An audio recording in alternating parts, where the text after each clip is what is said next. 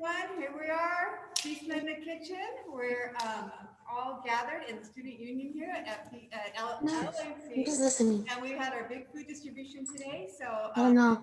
we served 175 students who came through and got groceries. And they also got fresh ingredients to be able to make green enchiladas today. So please help me welcome Karina and Linda from Student Equity, who are going to be making these fabulous enchiladas. And we also have Jasleen here.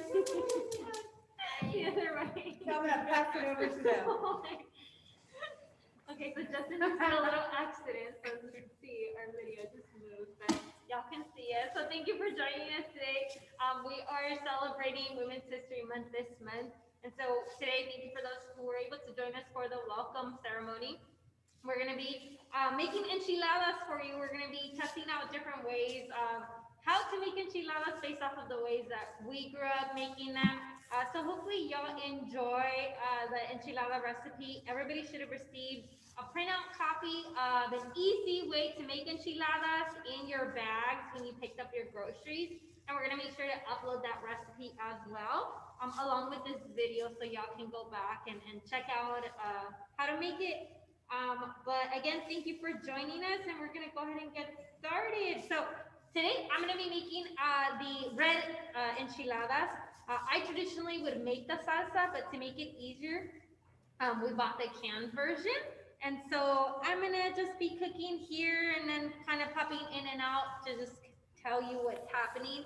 But my version is a kind of like a little fried version. So each you have to fry each individual tortilla basically. And so you just need a little bit of oil in your skillet. And again, everybody has like their own version. Karina will be showing you a different version later on with the green salsa.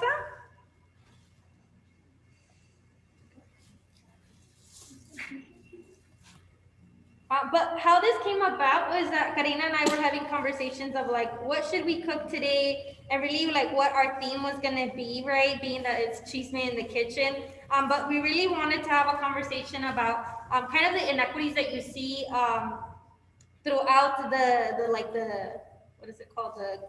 The industry, like the being chefs and all of that. And we watched like a short video of like women speaking on how like the percentage of women being, you know, actually head chefs versus like men, right? And I think the video mentioned that it was like 20% of female chefs, right, are actually chefs versus males. But then also kind of how do we balance that out with often as women we're told, oh, you're gonna dip the tortilla in the salsa. Just cover it up, just nice and thick. Again, depending on what kind of salsa you get, it might be spicy, it might not be. So it's just to whatever you prefer. And it's gonna get messy. Very messy. But it's at home. Have a lot of napkins and you're gonna have to wipe down your stove after. So most people don't like this version because it is very messy and it is a little bit time consuming, but it's like my favorite. There's no other way that like I personally eat them.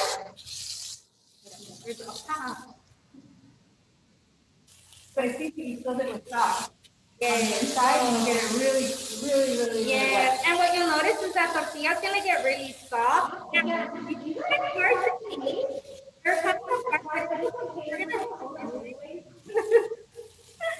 So if you have your tortilla that's you fill it. This red one traditionally you can put chicken, cheese. Today we're gonna make some black beans that we also bought some spicy salt. What we did earlier is open the cans. We didn't drain them. Just put it in the little stove and mash it. So it gave us probably really far, but it gave us these really nice beans that we're gonna use to fill these enchiladas, but also to serve it as a side dish. Oh, look at this. Awesome. You can't do it, but you can be tender and now going to pull it and then wait for it to make an enchilada. So we have gloves. Dirty service smells with the lamb.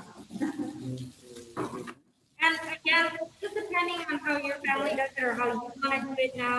Some people top it with the ingredients versus stuffing them. I like to stuff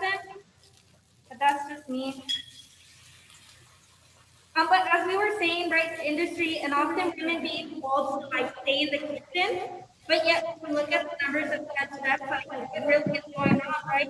When growing up, you're supposed to learn how to cook, right? Learn how to serve others. But when you're trying to make a career out of it, women are facing a lot of different obstacles, right? To continue their to continue in the journey that they want. So really, I'm having technical. Again, usually you'll have like a really uh, long spatula to help you. Also, something that's important is also the tortilla. What type of tortilla you buy? So sometimes you want to make sure you pick a thicker tortilla. All it is equal perfect. Okay, I think I was right because I called Jason. Guess who he's on the phone with? Who you on? Yep. And so then I instant message. Michelle, you're not muted. No, I'm hearing you.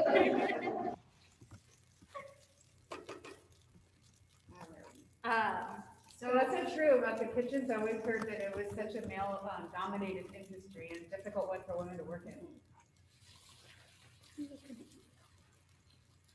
It is, and so you often see, right, women, sous chefs or other stuff, but as head chefs, that number is really small. And so in the industry, right, that's something that they try to change. And there's a movie, I forget what it's called, like Thin Line, but we'll share it with Justin and Di so they can share it out. But it's really a good documentary, kind of showcasing that thin line, right, of women being in the kitchen, but also not being able to have those top like executive chefs and so on and so forth. But we also wanted to take an opportunity to kind of share kind of our journey in the kitchen and like what that's been like, right? And later on, we'd love for you to share kind of like what is it, you know, that brings you joy in the kitchen or it doesn't, right? Or how did you grow up and some of the stories that like, you know, that have made you to where you are today when it involves food, right? So basically for me, like growing up, I grew up in a traditional Mexican household, but not as traditional as most people. Growing up, you know, I learned the basics, but my dad was one, you know, to be like, you don't have to serve me. You don't have to serve your brother. You don't have to be in the kitchen with all the other women, right? And so I grew up that way. But then, you know, I also grew to a point where I was like, I don't want to be in the kitchen. I don't want to be labeled like that, you know, what you would say or most people would consider like, you know, traditional Mexican woman staying in the kitchen. But now that I'm on my own, right, like because I avoided all of that and didn't want to be in the kitchen, you know, with everybody else, like I need to like step up my game with my cooking because I don't have all those like, just like, oh, I know how to do that, right? I'm having to. But it's fun when you can make that choice for yourself, right? Yes, thank you, Di, for that. It's true. Right? Like, how do we balance that out? Whether we have, you know, or the children that we have, right, and who's being raised in the household, and giving them that choice of helping, right, and like different aspects of the kitchen. And so for me, growing up, cooking was a necessity. My parents worked all day, and so I had to learn how to cook because I had to feed my siblings and myself. And so, although it was hard, right, learning because my mom wasn't traditional in the way that she taught me how to cook, it was very like figure it out. And so I had a neighbor when we bought our house, our family home. She gave me a book, Country Style Cooking, and so that's how I learned how to cook. And so I'm kind of thankful because I've been cooking for a long time that now I have fun in the kitchen, I experiment, but also I never felt like I had to do it. It was more to help the family, right? To be able to feed ourselves while my parents worked, to be able to have food ready for when my parents came home. So for me, that was like the story of how I kind of got into cooking. But something interesting that I was sharing with Linda is I really loved cooking to the point that I wanted to go to culinary school. And that's when my parents were like, no. And only because my dad worked in the restaurant industry and they wanted me to go to school to get a degree. Back then, culinary wasn't as big as it is now, right? At the community college, it was more like the private schools. And so they didn't want me to go through that. My dad worked in the restaurant industry, so he saw hard, right? They worked like many hours, and so he didn't want me to go through that. But point of that story is that I had to learn to cook out of necessity But I'm thankful for that experience because now I get to cook a lot of fun stuff still for my family, right, and others. And so that's fun. That has been fun for me. For these now, we're going to make some with chicken because some people like these red ones with chicken. And then at the end, we're going to top them off with cheese and other fun stuff. So we have a comment from Chef Pierre here at LBCC, and he says that 95% of all of his students are females. Woo! Nice. LBCC. And so my shirt actually has, I don't know if y'all can see it, but it has a lot of females that are in the culinary industry. So we have Julia for Julia Childs. Cristeta, she's the first and current, I believe current woman female executive chef for the White House. Daniela Soto Inez is Mexican, a Mexican chef that got named like best chef a couple of years ago. Rachel Ray, which I grew up with cooking, learning how to cook, right? 30-minute meals. And then Mariah, she is the first African-American female to obtain a Michelin star, which surprisingly just happened like a couple of years ago. So that's while it's amazing, right? There's still a lot of work that needs to be done to get more of our females, more of our, minorities or Latinas, African Americans to obtain these accolades. Cool. So Jasmine has the cool technology. I know, right? So these right here, they look a little bit, they're yummy. So these have black beans, and then now we're stuffing this with Jasmine. So these are kind of hot, so kind of be careful. But and as you can see, very messy. But that's the whole part of it, right? The experience. All right, so now we just put some chicken in the middle. Did it flip? And then we are rolling it. Wait. Oh my God. So I want to share a little bit about my Yes, experience cooking, because I grew up with immigrant parents who were both at work all the time.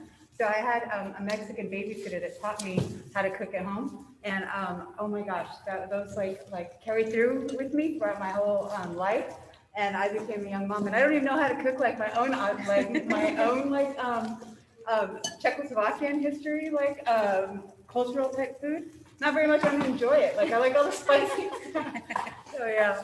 And then I became a young mom, so I was cooking all the time. And my parents were always busy, so there was very little time to cook because they were always at work. So yeah. Yeah, definitely. Yeah. I think we all have different experiences, right, with like what it means to be in the kitchen for us, especially as mujeres, as women. Now that I'm older, now that I'm on my own, I'm like calling my mom and be like step by step, mom, right? And teaching her how to do Zoom so she could like be like, okay, am I doing it right? And I think she's happy now because before she'd be like, Linda, like come, and do this and do that. And I was like, no, I don't. I'm okay, right? I like pastries more, so I love to bake, and that was my thing. But now as an adult, I'm like, okay, like, mom, you gotta help me. Like, how do I make this? And enchiladas is actually one of my favorite meals. So of course I had to learn how to make it on my own. But we're about to wrap up the red enchiladas. But as we do and just kind of clean up, maybe if folks want to share, you can type in the chat that you'd like to share your story or make a comment, and Justin will go ahead and unmute you.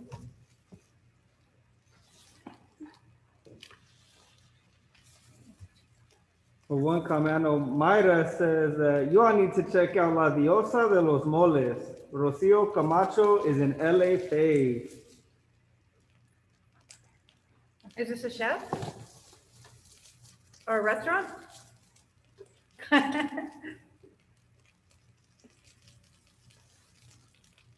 gonna unmute myself, but yeah, she's a chef in the LA area, most like Southeast LA area. But yeah, she her moles, I think she has like 7 or 8 different types of moles, are just amazing. So as you all were like making enchiladas, it reminded me of how she also makes enchiladas with mole sauce. Wow. So good. I am a mole lover. There's a restaurant called La Gualaguetza. Yeah, I think it's Yes. Oh my God, they have amazing mole there. Yeah. Thank you. We'll have to look out for that chef. What's the name again? La Diosa, I think. La Diosa? La Diosa, yeah. I think it's in the chat. Her name is Rocio Camacho, but she has 2 restaurants. Rocio's Mexican Kitchen in Bell Gardens off of Garfield and Florence. And then La Diosa de los Moles in Paramount off of Rosecrans, I think. I know it's by Paramount High School. So would anybody like to share their stories about in the kitchen? Her favorite meal? Favorite meals? Happy stories, memories? Y'all can leave us hanging. And we also made rice previously to this. We also made some Mexican rice, which is also very simple to make with items that we also sometimes get on at the Viking boat. And so Linda's prepping a dish. She's a plate so that our tester could try them out. But traditionally, some people like to add sour cream at the top, cilantro, onion. And enchiladas are very versatile, right? Like Linda mentioned, there's red. Right now we're gonna do, once she's done with that, we're gonna do a recipe, like a casserole, which is more of a layered lasagna looking enchilada that is quick and easy to prep, and then you just have to stick it in the oven. And we link that also in the recipe flyer. But also like you can put whatever you like, right? So Linda's putting sour cream, queso fresco. I usually put the Mexican blend, but Linda was like, I want queso fresco. So we got queso fresco, we got sour cream, and then she's also topping it with avocado, which. And these are the bean-filled ones, right? Yes. Yeah. Yes.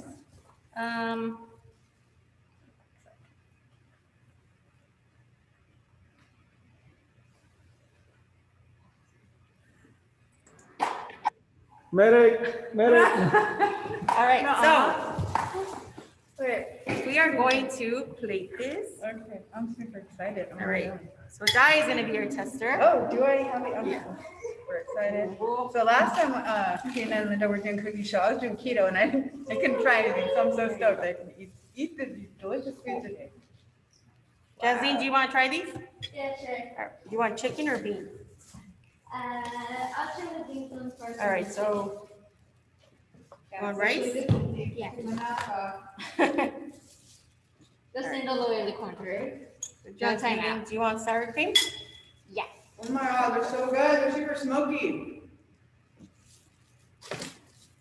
Delicious. All right, so we're now going to move over to the layered enchilada casserole. And so we'll come back to this in a little bit, but Marina, is this the canned chicken? I think So so. good.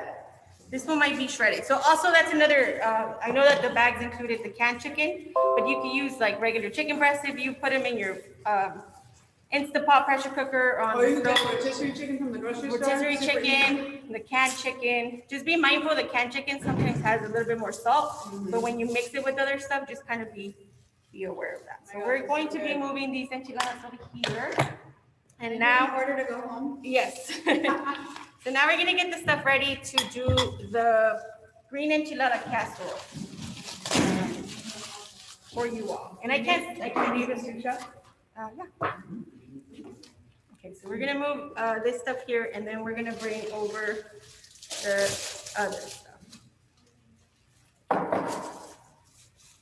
All right, so for this one, like I said, it's gonna be baked, and so we're essentially just gonna layer the items, and then it's gonna be ready to be put in the oven. We're not gonna put it in the oven because we don't have an oven here, but we're just gonna prep it. Again, this is something fun to make ahead and then have it ready. Should I turn this grill on? No, that one's on. So this one's not, we're not cooking this, we're Oh, just okay. prepping it. If you could give me the cheese side. The shredded, right? Yes. All right, so for this recipe, and this yes. So for this recipe, what we're gonna need is tortillas. So we're gonna need a couple tortillas, and we'll kind of explain the process. We're gonna need the green enchilada sauce, which is what came in the bags today. So this is a 28-ounce enchilada green sauce. So you just open it and put it in a bowl. We have chicken, shredded chicken, so it could be the canned chicken, rotisserie chicken. And then we added some diced chilies. This is optional because they're not spicy, but for some people it might be. To this, you could also add like cream of chicken if you wanted to make it a little bit more flavorful, but we're just adding the chicken, the chilies, and we added pepper. And so we're gonna mix this chicken mix and get all of our stuff ready to start. Are we layering with cheese too? Yes, and so what we're gonna do, and so you can help me with the cheese right Okay. now, but we're going to take kind of the similar process that Linda did. So we're going to take the tortilla, I don't know if that moved. We're gonna dip it in the green sauce. So this one's cold, so it's not breaking.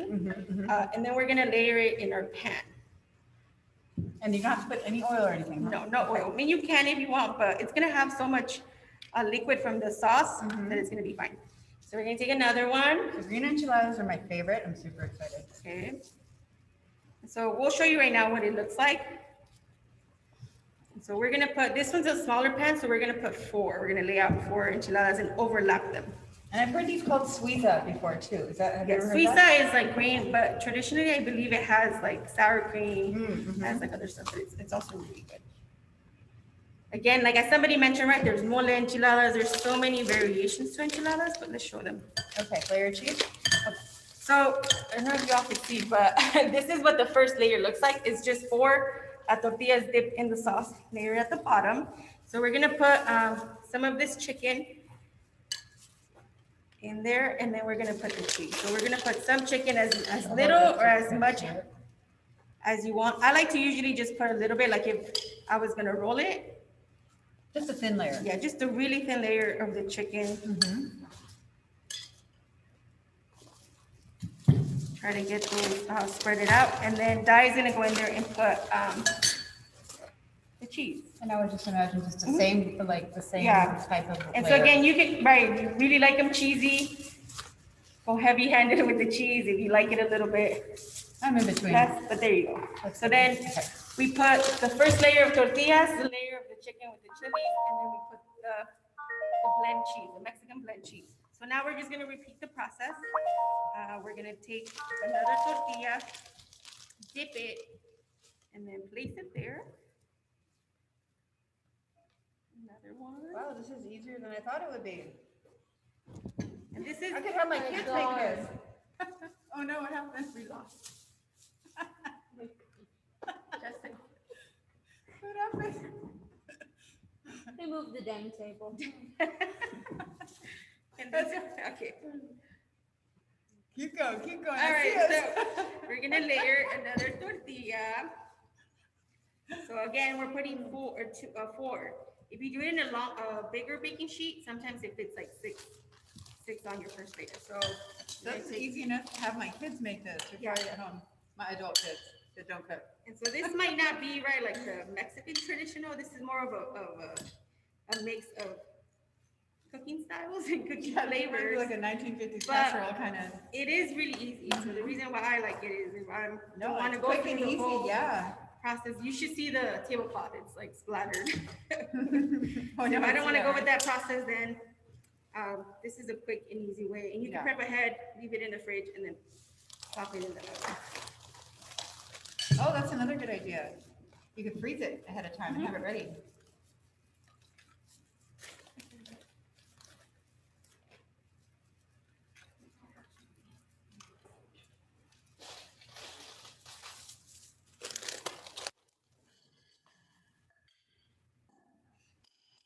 One more layer. Yeah, let's do one more. Okay.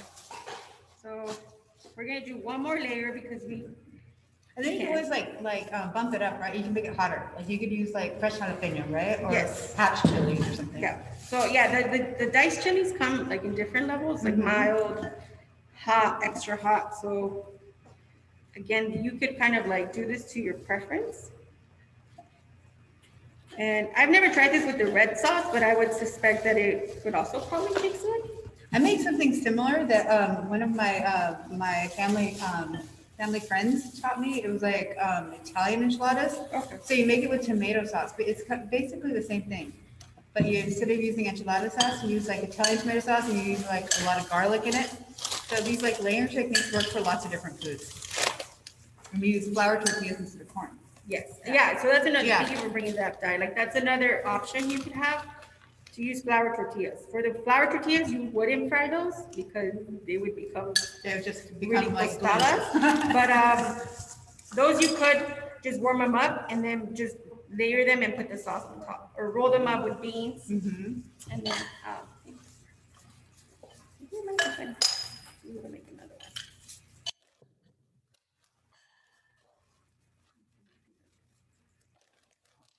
Are we making any more different ones? Linda? No. Okay. I'm just gonna zoom in a bit. All right.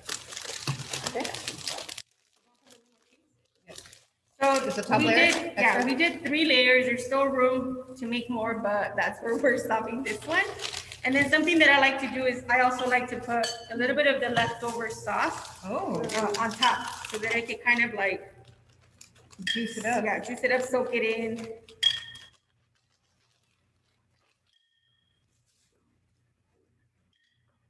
You always want to get the corners because that's where it tends to get dry. Do you want to go short over there? So Di is gonna like bring it up so you can see it up close. But yeah, that's the layered enchilada casserole. And so that's pretty much done. Isn't that beautiful? It's ready to be put Can in you the guys see all oven. that? And I believe it's like 40 minutes at 350. All that deliciousness? So And if we then- had it oven here, that would be going right into the oven. Just pretend. So, And Karina, can you repeat how long it goes in? so I put the link on there, but I believe it's 350 for 40 minutes. And so if you think about it, right, like everything here, it's cooked. You're just trying to make it warm up, and then the cheese. You could also cover it and then just put the broiler on top so the cheese can get all nice and melted and brown. But yeah, it's a pretty simple recipe. And then So- what would you serve this with? The beans? Cool. Yeah. So same that we did with the red. You could serve it with like rice, Mexican rice, beans. You could use black beans, pinto beans, or you could just eat it like that. If you weren't eating meat, you can remove the chicken, just layer it with the cheese. I've tried it like that. And it tastes like green tamal. So it tastes really good because of the tortilla with the sauce. And So I don't eat meat, or typically don't. So instead of doing chicken, I've done mushroom, and it's filling, it's delicious. So that's another way that you can incorporate depending on like your dietary needs, right? What is it called? To substitute with things that like work for you. I haven't tried the vegan cheese, but that's an alternative too to some of the ingredients that we're using here. So as Linda continues to talk, I'm just gonna show you, you could also do these similar style that Linda made them, a little bit different though. You first fry the tortilla and then you dip it in the sauce. But we're gonna try that and see how it works as she continues to kind of cheese me out. Alrighty, I'm just trying to get some of this out of the way. Is anybody? Yeah, do y'all have any questions? So I know I'm hungry too. We were a little nervous before starting today, so we didn't want to like fill up our stomachs. And now we're like, oh my gosh, like I want to eat everything right now. Justin? Mida says that jackfruit is a great alternative also. Oh, yeah. That sounds good. Myra, are you hosting the next one? Come teach us, Mary. I'm down. I'm down. Vegan friendly. A vegan. If you all want to try some beet ceviche, I'm down. Okay, we're signing you up. I know where to get a hold of you, so you can come and host the next session for Women's History Month. We have one more, I think on the 23rd. Same time, same Zoom link, same setup, but your recipe. But definitely, if there's any other questions, we just wanted to have this more as a conversation, right? Bringing those different memories of, you cooking in the kitchen or being around loved ones. I know that during the holidays especially, it was something that I did want to be involved in, right? Especially during like Dia de los Muertos or Christmas, because my grandma would make like 1,000 different types of tamales, right? And so I actually I wanted to know how to make that right from scratch. And so that's a memory that I have, right, with my grandma who is no longer alive. and something that I hold dear to my heart, and hoping that I can continue that tradition with, my children, if in the future. But definitely, I mean, again, if y'all have anything to share, to add, if y'all have any other tips, or considerations for enchiladas, it'd be fun to see, your version of what do you add on top, right? So I love queso fresco. I think Karina mentioned it earlier. I don't do the mixed cheese. I love queso fresco. So I top it off with that. I top it off with sour cream, and lechuga. And I realized that not everybody does that, which was weird to me because I was like, y'all don't eat your enchiladas this way, right? But they don't. But I love it. I love putting lechuga, queso, crema, aguacate. That's the way I like mine. I'm like, I need a little lettuce here. And cilantro. Oh, see, I've never added cilantro on my enchiladas, but Karina does. I just like put everything. And something And fun. avocado. Yes. Something fun is, as you all saw, the first enchiladas were deconstructed. That's how you make chilaquiles. So chilaquiles is just fried tortillas or chips, right, with the green sauce. So you could use this sauce, or you can make it with tomatillos and green chili, the jalapenos or serranos. But pretty versatile, like we said. And then when do you put the eggs for chilaquiles? Oh, So it depends. Some people mix it in there as like I've seen both ways. so you can mix it in there when you're like with your chips or with your fried tortillas. I like it sunny side up, so I do it at the end. Or some people put scrambled. Some also put shredded chicken. So it just depends, right? What kind of meal you're trying to have, whether it's like breakfast meal, or if you're trying to have a more full brunch lunch. lunch, dinner, that type of meal. So what I'm doing right now is I'm just frying the tortillas and I'm laying them in a paper towel so they can kind of cool down because they are hot. And then what I'm going to do is dip it and then fill it. Similar to the way Linda was making it. And this is how we actually wrote it in the recipe that we took this kind of process. So these are the green ones and you're gonna roll them? Yes, so this is, we're not dipping it and then frying it. We're just frying the tortilla a little bit just to soften it up. You don't want to over fry it because then it becomes crunchy and it won't be pliable to roll. Will this one taste different than the casserole one? Not really, a little bit similar, but this one you could put the cilantro. Because it doesn't have that cheese, it might taste a little bit different because you could put queso fresco. Cool. So I wanted to jump in also as a man who supports our women, and who is not typically seen in the kitchen. I'm really bad at cooking for sure, but I know that my daughter loves to bake, and so we definitely try to do our best. We're learning. We're getting better at baking cakes and cookies and things like that too, right? Excuse me, I am. You don't do anything. You just wash the dishes, okay? Okay. Well, she's teaching me. She's doing better. And I also wanted to point direct to the chat. Chef Pierre, one of our LBCC chefs, actually shared the link for anybody interested in our culinary program. And I had to come to give a special shout out to our culinary program, Chef Haley, who's the head chef over there too. They actually provided free hot cooked meals for our students experiencing homelessness out of their hearts, right? So that was an awesome service. That's in our basic needs program. Unfortunately, we do work with students who are struggling with housing, and we do have housing resources available.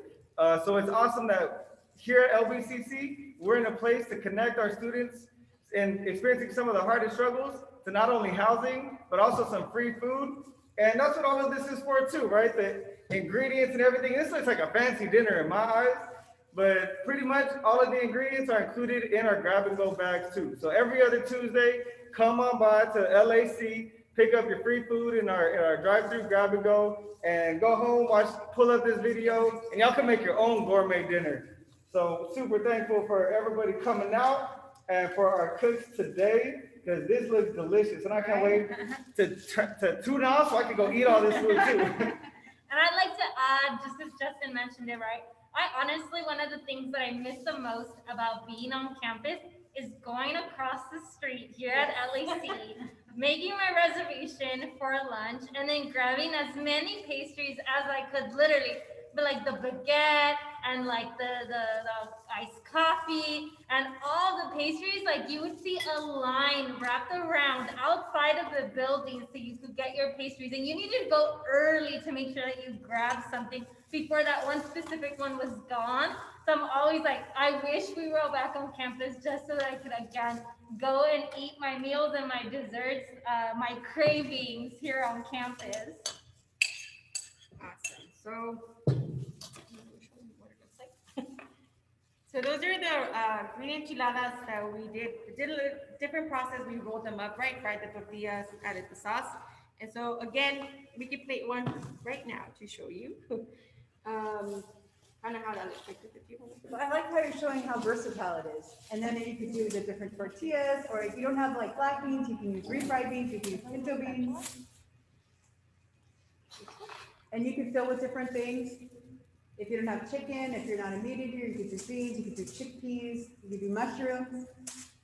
Exactly. So we're really excited to see, right? I don't know, Justin, do they share recipes? Like if they make it, if you make this, if you try this, Yeah, make sure Instagram it. Right, and tag who? Tag our Healthy Viking at LBCC_Healthy Vikings.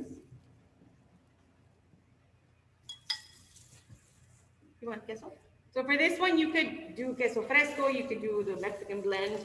You could also use different types of cheese, like Monterey Jack, mozzarella. That's what you all received today. So again, just like you could play around with the sauces, you could also add the cheese of your choice or whatever you like. So pretty. Looks like a restaurant menu. Hey, Linda, I've made enchiladas using the black beans and making a sauce out of that called frijoladas. So Yes, I love enfrijoladas. yeah, and I just wanted to share it. I'm really excited to watch your cooking shows because anything that has to do with cooking, I'm right there too. I've been using my time during COVID to take some Zoom classes, cooking classes with a well-known chef that's listed on one of your t-shirts there, Marcela. And we just made mole poblano this weekend and it was amazing. Yummy. Anyway, I look forward to many more of your classes. Thank you. Me too. Thank you. Entry level beginner class. No, hey, there's always something to learn. I love watching people that love to learn that love to cook. So thank you for doing this. Thank you for joining us. You're naturals. You're naturals. And so right now we just added cilantro. So as you can see, right? I don't know. Yeah, it's so pretty. I'm gonna take this over. Some people don't like cilantro, but that just kind of elevates it. It sure does. Gorgeous. All right, who gets this plate? Justin or Jasmine? Not me, it's his turn. Huh? You're gonna need a fork.